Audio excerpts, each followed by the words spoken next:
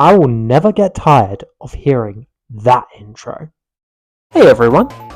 Considering it's Sonic's 32nd birthday, I thought it would be a good idea to share my thoughts on the games. So let's start this thing off with Sonic the Hedgehog. No, the other one. No, the other one. Okay, now you're just messing with me. The 1991 version. There we go, that's the one.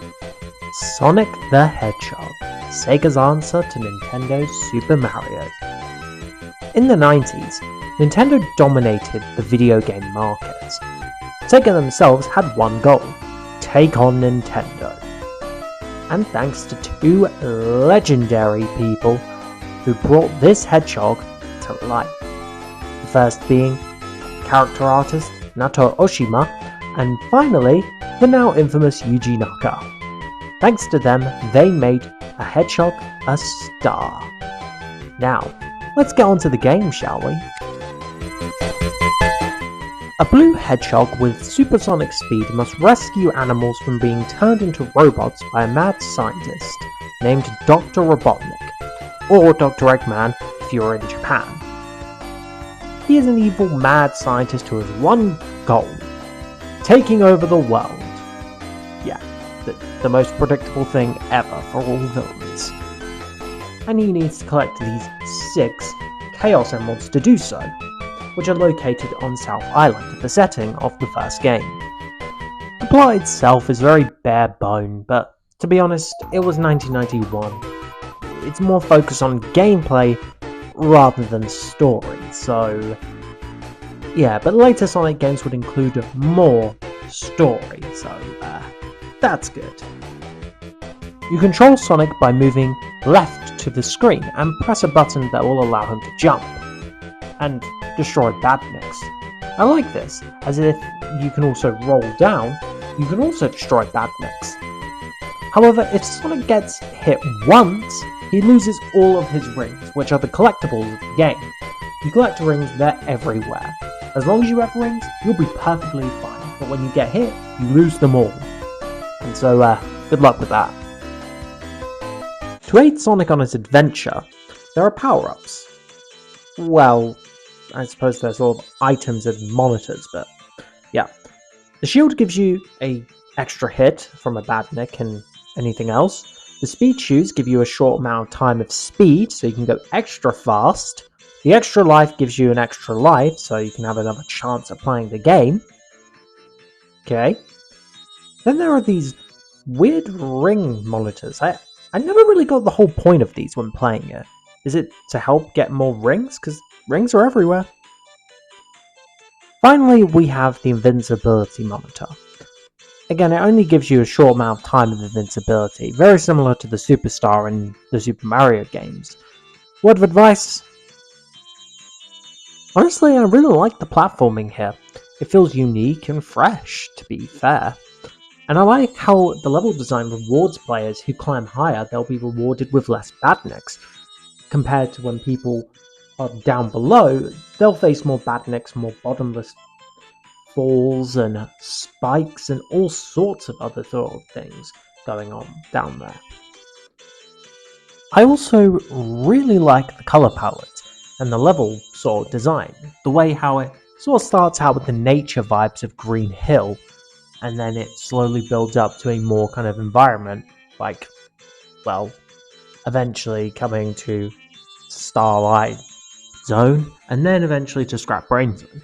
I think that's really cool. It shows the environmental sort of side to this, which is kind of the message, I guess, of the game, but yeah. I honestly prefer the badniks to Mario's enemies in his game, mostly because they just seem a lot more creative. Overall, there are 6 levels or zones in the game with 3 acts, and a boss fight at the very end with Robotnik in the 3rd one. Each of these levels have their own different styles and gimmicks that work pretty well to sort them out. So, let's dive into each zone, shall we? First up, Green Hill Zone. I mean, come on, you have probably heard of the music. I mean, it's the most iconic level in the Sonic the Hedgehog franchise. And nowadays, Sega loves to reuse this bad boy of a level. It's colourful, it's bright, there's loop-de-loops everywhere, palm trees, totems, purple rocks. What more could you love from it all? However, recently, Sega announced they're not using Green Hill Zone in the upcoming Sonic Superstars, so yeah, that's cool. And awesome. Marble Zone. It's slow and boring and it loses the speed like in Green Hill. And the spikes on walls and lava are not that great for obstacles you have to avoid. It's just dull and I'm sorry, I just never really liked this zone. I don't think many people liked this zone. I'd be shocked if there's one person who liked Marble Zone. But I don't know, let me know down below if you like this zone. For me, I didn't. Springyard Zone. I like this one. It has a catchy theme and it has springs everywhere. And I love the background with all the floating things going on in the air. And the color palette is pretty good. I find it nice and isn't bright. And yeah. Also, am I the only one who finds it weird the way they spell out cope? Like, does anyone know? Is that just a word they added in? Or is that foreshadowing, perhaps?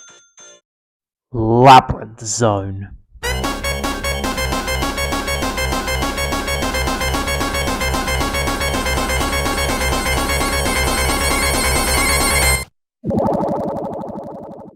Starlight Zone. It has one hell of a theme, and the level design here is great. And the boss fight is okay. The rest is good, nowhere near as good as Springyard, but I like this one too. I honestly would love to see this one return alongside Springyard Zone. I feel like not as many Sonic 1 stages come back, but these two definitely are some of the best I'd love to see come back in the series, more than Green Hill and Chemical Plant. Scrap Brain Zone. This is by far the most trickiest level of the game. Everything wants you dead. I'm pretty sure the air wants you dead. The very air you breathe in wants you dead. So, my best word of advice? Good luck. Because, you're gonna need it in this zone. And this is one I'm glad they didn't come back.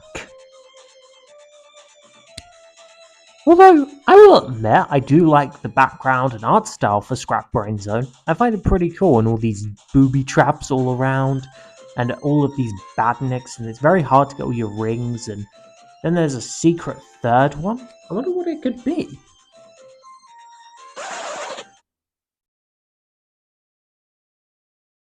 Wait a minute! Oh my god.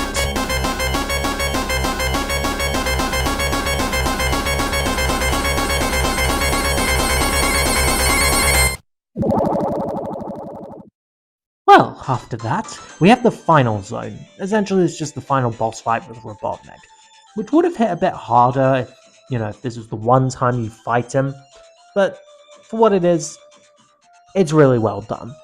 I like the way how there's no ring, so no help whatsoever, and it's just you and the Doctor clashing it out. Two even people.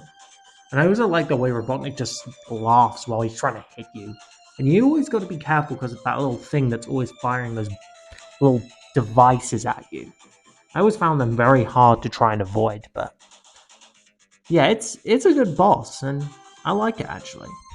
It does take a couple of hits for you to take down, but yeah, it's pretty good. Most of Robotnik's boss fights in this, I will say, are not really that difficult. All you just gotta do is hit him, and that's pretty much it.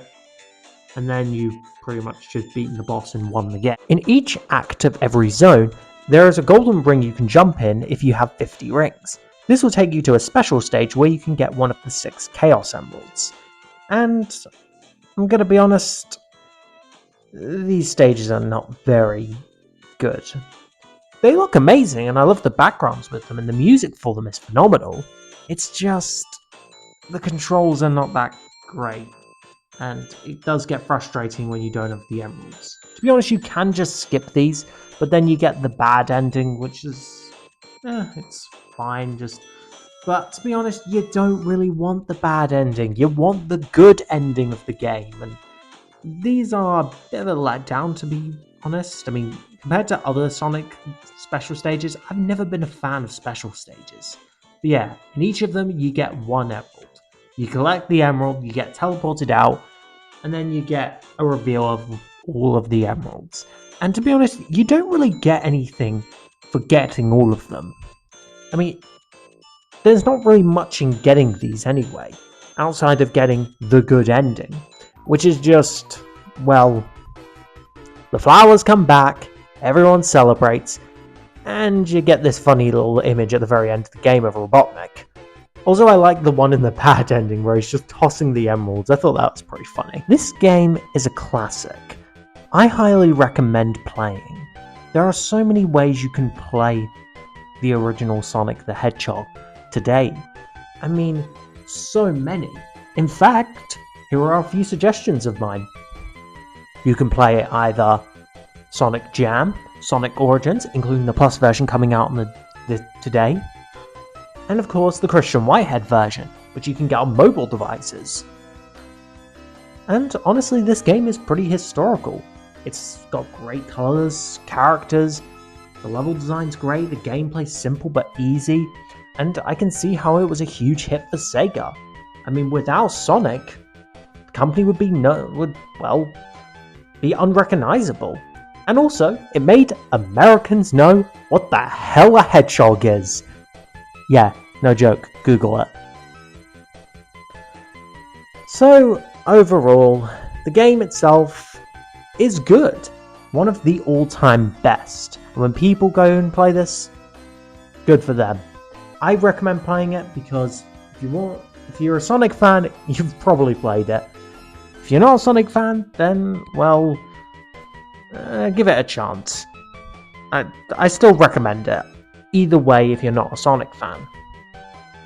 So, I give this an 8 out of 10. One of the great games to start them all. Now, if you'll excuse me, I've got a sequel to take a look at. No, not that one. There we go, that's more like it. So, till then guys, see you next time.